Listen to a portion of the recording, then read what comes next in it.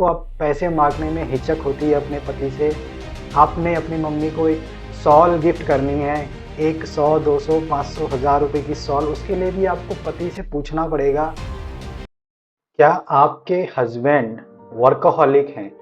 और आपको ये दिखता है कि वो वर्कहोलिक हो रहे हैं, वो आपको टाइम नहीं दे पा रहे हैं, ऑफिस में भी उनकी मीटिंग रहती हैं, कॉल रहते हैं और घर पर भी आकर वो लोग कॉल और मीटिंग में ही लग जा रहे हैं,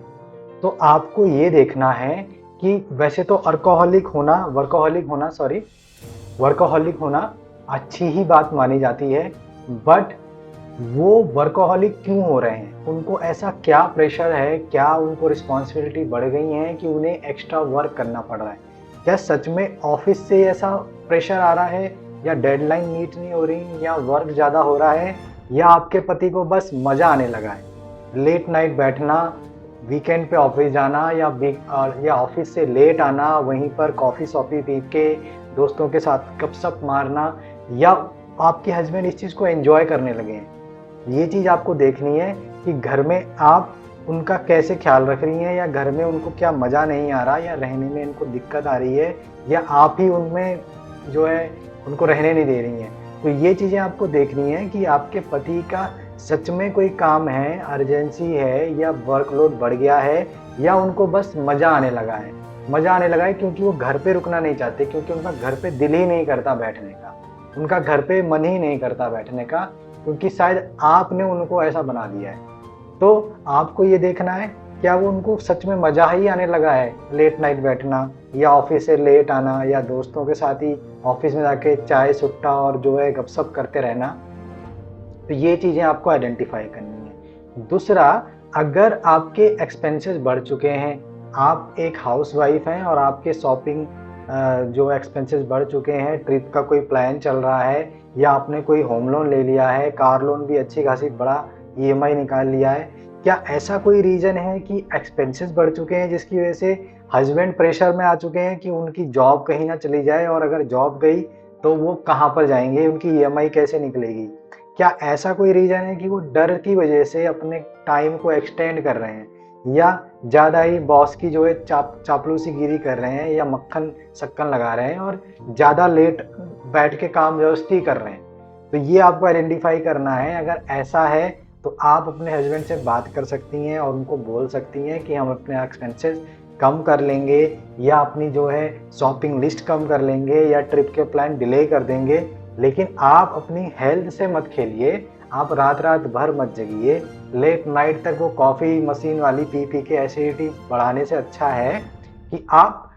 अपना लोड कम कीजिए। आपकी हेल्थ ज़्यादा इम्पोर्टेंट है मेरी शॉपिंग लिस्ट से, और अपने ब्रांडेड कपड़े और जूते लेने और पर्स लेने से अच्छा है। तो ये चीज़ें आपको देखनी है। अगर आप हो सके तो खुद भी कुछ काम कीजिए, खुद भी एक जॉब पकड़िए, एक पैसे कमाइए, डिसेंट पैसे कमाइए, जो कि आप भी एक वर्किंग करके अपने हस्बैंड का वो लोड कम कर सकती हैं। तो ये इस पे मैंने एक वीडियो बनाई हुई है कि वाई कि आपको ऐसा हाउसवाइफ क्यों आपको काम करना चाहिए, और इससे आपके खुद के सेल्फ रिस्पेक्ट में एक बढ़ोतरी होगी, और आप एक परिवार में कंट्रीब्यूशन ज़्यादा अच्छा दे पाएंगे। आजकल के टाइम में जहाँ पर जॉब्स का कोई अता पता नहीं है, ऐसे ही वीडियो कॉल होते हैं और वहीं पर एचआर आती है और 5 मिनट में बोलती है कि तुम्हारा रेजिग्नेशन है, तुम पेपर डाल दो, और स्क्रीन शेयर करके तो पेपर भी डलवा देती है। तो ऐसे टाइम में आपकी डबल इनकम, अगर आप इनकम कर रही हैं एज अ हाउसवाइफ, तो ये बहुत बड़ा सपोर्ट है आपके हस्बैंड के लिए। मे बी वो शायद बॉस को मना कर पाए, लेट नाइट करने के लिए मना कर पाए, अवॉइड कर पाए, उसको इतना कॉन्फिडेंस आ जाए कि भाई मैं बॉस की नहीं सुनूंगा, क्योंकि अगर ऐसा ऐसा हुआ तो भले ही प्रमोशन ना मिले, सैलरी कम हो जाए, या सैलरी उतनी रहे, लेकिन तेरी सैलरी है तो हम ओवरऑल मिला के टोटल ज़्यादा ही हैं। तो आपको इस चीज़ को समझना है। ऐसा लेडी आपको काम करना तो बहुत ही ज़रूरी है। आप घर में बैठ के सास की अगर बुराई कर रहे हैं, पड़ोसी की बुराई कर रहे हैं, या पड़ोसी के साथ बैठ के गपशप मार रहे हैं, या नेटफ्लिक्स पे पूरा दिन बर्बाद कर रहे हैं, इससे कुछ भी आपकी लाइफ में बढ़ोतरी नहीं होने वाली। और इसके सिर्फ आप हस्बैंड से बात बात पे शॉपिंग को लेके, बाहर घूमने को लेके, घूमी घूमी को लेके ही आप हमेशा लड़ती हुई दिखाई देंगी। आपके अनबन दिखाई देंगे कि आप मुझे पैसे नहीं देते, आप मुझे घुमाने नहीं ले जाते, आप मुझे शॉपिंग नहीं कराते। तो ये चीज़ें कहाँ से आ रही हैं? आप जो पूरे दिन खाली बैठी हैं, आप जो पूरे दिन जो है सास की चुगली कर रही हैं या नेटफ्लिक्स पे फालतू वेब सीरीज़ या मूवीज़ देख के अपना जो टाइम बर्बाद कर रही हैं, उसकी बजाय आप एक फैमिली में कंट्रीब्यूशन कर सकती हैं। आपको भी पता चलना चाहिए कि पैसा कमाना बाहर जाके इट्स नॉट सो ईज़ी, इतना ईज़ी नहीं है जितना ये दिखता है। बॉस की हज़ार चीज़ें हैं, ऑफ़िस की हज़ार पॉलिटिक्स हैं, हज़ार गालियाँ हैं, हज़ार वर्कलोड हैं जो करके आपका पति काम करता है और लेकर आता है पैसे। तो आपको एक चीज़ ये समझनी है कि प्रॉपर फुल आप कंट्रीब्यूट कीजिए अपने पति के साथ और आप उनकी स्थिति को ज़्यादा बेटर अंडरस्टैंड कर पाएँगे। दोनों में सेल्फ रिस्पेक्ट बढ़ेगी, म्यूचुअल अंडरस्टैंडिंग बढ़ेगी, आपके पॉइंट एक जैसे होने लग जाएँगे दिमाग में और उससे डेफ़िनेटली कंफर्टेबिलिटी आने लग जाएगी बात करने में और बात सिंक करने में, बात-बात पे लड़ाई होना बंद हो जाएँगी। हाउसवाइफ्स जितनी भी हैं सबको मैं निंदा नहीं करता, डेफ़िनेटली उनका बहुत बड़ा कंट्रीब्यूशन है, बट अगर वो वर्किंग हो जाएँ या अपना काम पकड़ लें, भारत इतनी तेज़ इकोनॉमी से बढ़ रहा है, इतना ट्रिलियन डॉलर्स की इकोनॉमी हमारी हो चुकी है, लेकिन हाउसवाइफ जो ग्रेजुएट हो रखी हैं उनको यही समझ नहीं आ रहा कि वो काम क्या करें, वो काम क्या करें? अरे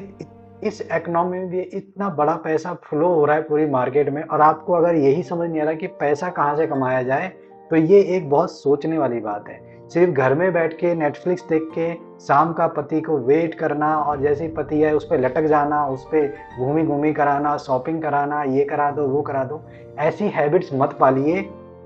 इससे डेफ़िनेटली मनमुटाव होंगे, आपकी एक एक्सपेक्टेशन होगी कि मेरे को ये मिलेगा, यहाँ पर ये खाएँगे, वहाँ पर वो जाएँगे या और आपका पति पूरे दिन काम करके, अपनी एनर्जी ड्रेन करके, बॉस की गालियाँ सुन के, ट्रैफ़िक निकाल के आता है, वो डेफ़िनेटली ये सारे जोश में इतना उसको एनर्जी नहीं रहती कि वो आपके साथ कोप अप कर पाए। तो ये चीज़ें समझनी है। दूसरी चीज़ें जो आपको अब पैसे माँगने में हिचक होती है अपने पति से, आपने अपनी मम्मी को एक शॉल गिफ्ट करनी है, एक 100, 200, 500, 1000 रुपए की शॉल, उसके लिए भी आपको पति से पूछना पड़ेगा कि मुझे ये शॉल गिफ्ट करनी है अपनी मम्मी को, क्या मैं ये पैसे ले लूँ? और आपको हज़ार तो तरीके से उन्हें मनाना पड़ेगा, बताना पड़ेगा इसकी ज़रूरत क्या आन पड़ी है।